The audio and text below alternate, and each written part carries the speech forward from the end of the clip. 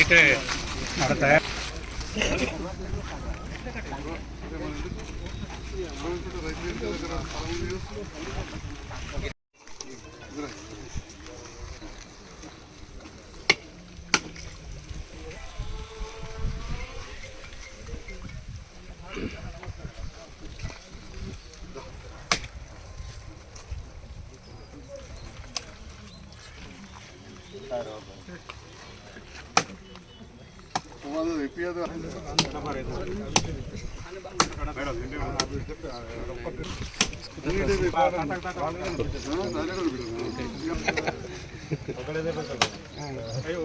లెక్క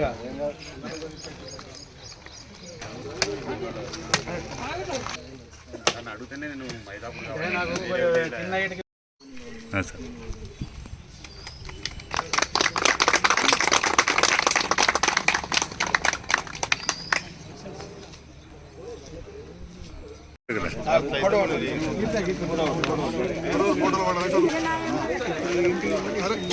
వికాస్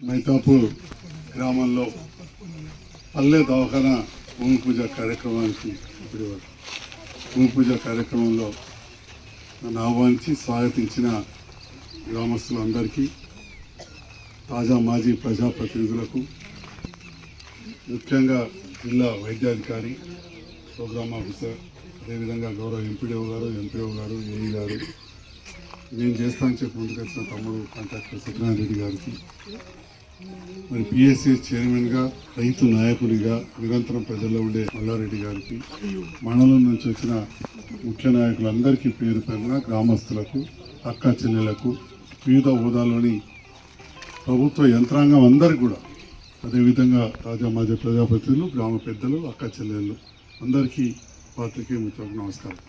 చాలా సంతోషం. ఒక వైద్యునిగా నేను రాజకీయాల్లోకి వచ్చి మరి వాళ్ళ అప్పుడున్న ప్రభుత్వంలో ముఖ్యమంత్రి గారు ఒప్పించి తెలంగాణలోనే బెస్ట్ జాగా, గతంలో మా బాగా దగ్గరైన చొక్కారావు గారు అండ్ క్యాడ్ మినిస్టర్ ఉన్నప్పుడు కరూర్ క్యాంప్ ఏర్పాటు చేసింది.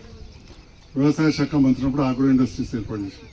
ఆ స్థలంలో కొన్ని గోదాములు కడితే తర్వాత అవన్నీ కూడా మన ముఖ్యమంత్రి అప్పుడు చెప్పి ఆ ప్రాంతాన్ని సెలెక్ట్ చేయడం, ఎంతోమంది వద్దన్నా కానీ వాళ్ళు ఏర్పాటు చేస్తే కొత్త బస్ స్టాండ్ దగ్గర ఒక బ్రహ్మాండమైన దవాఖానా, మెడికల్ కాలేజ్ వస్తే రాష్ట్రంలో కొత్తగా వచ్చిన మెడికల్ కాలేజీలు అప్పుడు ఒక్కసారి 8 ఇచ్చింది, తర్వాత మళ్ళీ ఇచ్చింది.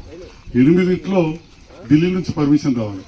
మీ అందరు ఆశీస్సులతో గెలిచిన నేను ఒక డాక్టర్ అయినట్టు పర్మిషన్ ఫస్ట్ వచ్చింది దేనికంటే జగిత్యాలకని చెప్పి సందర్భంగా తెలియజేస్తాను. అట్లనే ఏ ప్రభుత్వం ఉన్నా అధికారులతోటి, అక్కడ నాయకులతో మంచిగా ఉండి చాలా ముందరికి వెళ్తూ ఉన్నది. మరి పల్లెలలో కూడా దవాఖానాలు కావాలని చెప్పి మంజూరు తీసుకొచ్చినాం. కేంద్ర రాష్ట్ర ప్రభుత్వ నిధులతో ఉంటాయి. మా తమ్ముడు బీజేపీ మాజీ ఎంపీటీసీ ఉన్నాడు, అందుకే దీని పేరు ఆయుష్మాన్ ఆరోగ్య మందిర్ అని కూడా పెట్టారు. ఇలా రాష్ట్రమే కేంద్రం ఉంటాయి. ముఖ్యమంత్రి రేవంత్ రెడ్డి గారే చెప్పారు, రోజు పొద్దుగాలు అయితే ఘర్షణ లేదు, రాజకీయాలు అప్పుడే కలిసి పనిచేస్తాం, తెలంగాణను అభివృద్ధి చేస్తాం.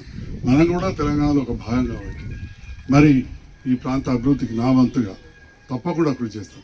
మరి ఇక్కడున్న రైతన్నలు, ముఖ్యంగా రాజిరెడ్డి గారు కావచ్చు, మిత్రులు మల్రెడ్డి గారు కావచ్చు, రాయకల్కి చెందిన కొందరు నాయకులు, మన రైతన్నలు, నీళ్ళ కటకట ఉంటుంది, ఎండాకాలం అయితే వాగిండిపోతుంది అని చెప్పి చాలా బాధపడ్డారు.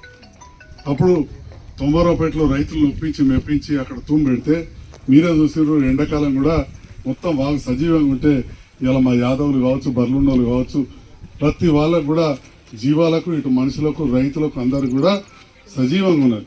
వాన ఎక్కువ పడితే కొరట కొరాలి పరిస్థితి, రైకలు కొనాలి పరిస్థితి. అట్లాంటి బ్రిడ్జ్ కోట్ల రూపాయలు పెట్టి ఇటు ఇక్కడ మా రామాజపేట తాజా మాజీ సర్పంచ్ సీనియర్ నాయకులు మోహన్ గారు ఉన్నారు. అటు రామాజపేట కూడా కట్ అవుతుండే, ఆ బ్రిడ్జ్ కూడా చేయించడం జరిగింది. అంటే ఈ రకంగా నిరంతరం అభివృద్ధి ధ్యేయంగా మనం ముందరికి వెళ్తూ ఉంటాం. ఇంతకుముందే పల్లె దవాఖాన అక్కడ ఇటుకల్లో కావాలని పెద్దలు మాజీ సర్పంచ్ నారాయణ గౌడ్ గారు, శ్రీనివాస్ గౌడ్ గారు అడిగారు. తప్పకుండా ఏదైనా ఎక్స్ట్రా ఉన్నది కానీ లేదా కొత్తగా వచ్చినప్పుడు తప్పకుండా మంజూరు చేయిస్తాం. హయ్యెస్ట్ మంజూరు పల్లె దవాఖానలు వచ్చిన నియోజకవర్గం జగిత్యాల. ఎందుకంటే పల్లెలు తక్కువ, మన జగిత్యాల పట్టణమే పెద్దది. అట్లనే రాయకల్ దవాఖానలో ఒక్క డాక్టర్ ఉంటుండే, అట్లాంటిది 7-8 మంది డాక్టర్లు వేసింది. ఇక కొందరు మాట్లాడుతుంటారు, మన ఏదో రాయకల్ చిన్న చూపు అని. ఏం చిన్న చూపు లేదు, అందరూ నన్ను గెలిపించిన వాళ్ళే. ఓట్లు ఏం కాడ కూడా మనం పనులు చేసి పెడతాం. ఉదాహరణకు అర్పల్లి కాడ తక్కువ వస్తుండే, అక్కడ చెరువులో నీళ్ళు రాపు, 2 చెరువులు నిండేటట్టు మంచి తూము పెట్టించాం. కాబట్టి రాజకీయాలు ఎలక్షన్ అప్పుడే తప్ప అందరు ప్రజలకు నేను ఎమ్మెల్యే అంతే తప్ప కొందరికి కాదు. రాజకీయాలు మాట్లాడుతూనే ఉంటారు. ఓసారి అరే ఈ ప్రభుత్వంతో పనిచేస్తున్నారంటే ఇలా పొద్దుగా లేవగానే ఒక పత్రిక చూసిన, సుధీర్ రెడ్డి ఎమ్మెల్యే గారు బీమార్ అయితే ఒక పార్టీ నాయకులు అందరూ పోయి పరామర్శిస్తారు. సుధీర్ రెడ్డి ఎలా గెలిచిండే? కాంగ్రెస్లో గెలిచిండే. వచ్చి టీఆర్ఎస్ ప్రభుత్వంలో పెద్ద కార్పొరేషన్ చైర్మన్ అయింది. సో వాళ్ళకి లేనిది ఏమున్నది? అందుకోసం నేను కూడా ఇవాళ రేవంత్ రెడ్డి గారి నేతృత్వంలో పనిచేయడానికి సిద్ధపడ్డా. ఇవాళ ఒక శుభదినం. దాదాపు 40 లక్షల మందికి రుణమాఫీ కాబోతున్నది. 30,000 కోట్లు. భారతదేశ చరిత్రలో అత్యధిక రుణమాఫీ ఒక్కరోజు అయింది. ఇవ్వాలని జరగబోతుందని చెప్పి ఈ సందర్భంగా తెలియజేస్తున్నాం. 4 గంటలకు మనం రైతు వేదిక దగ్గర కూర్చున్నా, ఇక్కడ పోయినా కానీ మనకు తెలుస్తుంది.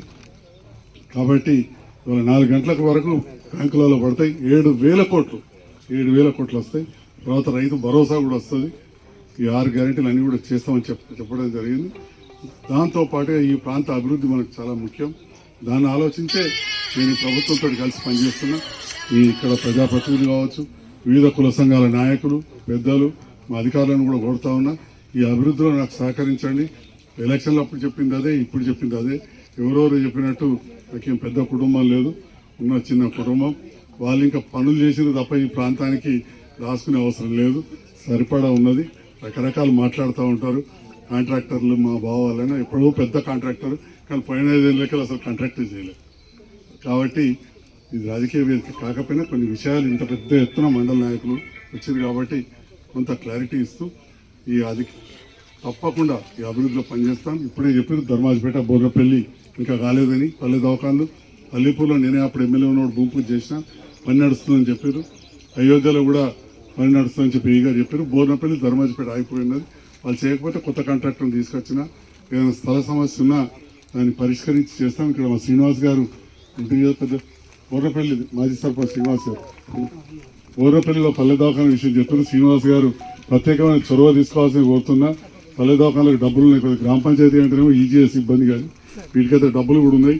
మరి మీరు ముందరికి వచ్చి చేయించాల్సిందిగా మా మిత్రులు సీనియర్ మోస్ట్ నాయకుల వారొకరు దాదాపు 2 దశాబ్దాల పైన అయిపోయి 3వ దశాబ్దాల రాజకీయంలో ఉన్నారు. వారి స్వగ్రామం తప్పకుండా చేస్తారు. ఎందుకంటే చాలా సీసీ రోడ్లు కూడా వారు చేయడం జరిగింది అక్కడ.